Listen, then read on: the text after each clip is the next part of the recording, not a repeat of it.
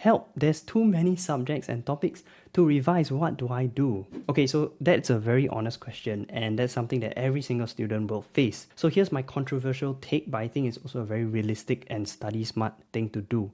You have to choose what you're going to slack off on. If not, life is going to force you to slack off on some things. Perhaps like practicing the questions, and that would severely hurt your grades. If you don't practice enough questions, you won't be able to translate that knowledge into actually scoring the marks. So here are some tips of what you can slack off on during June holidays so that you devote the time you have to the more important priorities. Example, holiday homework. So guys, be smart about it. The teachers usually they throw a huge bunch of holiday homework, right? Then they say, okay, this is the due date is immediately after June holidays. But if you think about it, will they go through everything at once? Will they ask you to submit everything at once? Like maybe they give you 5 practice papers for one subject, right? They might only go through the first practice paper in the first lesson. So that means the rest of the 4, right, you don't need to do yet. It's technically not due yet. When I was in school, I would push the later homeworks later, and I'll just do what is most urgent first. And during my holiday, my priority is not the homework. My priority was my revision. Because even if I do the school homework, but if my revision is just a flop, then my prelim grades are going to suffer. If the homework helps me,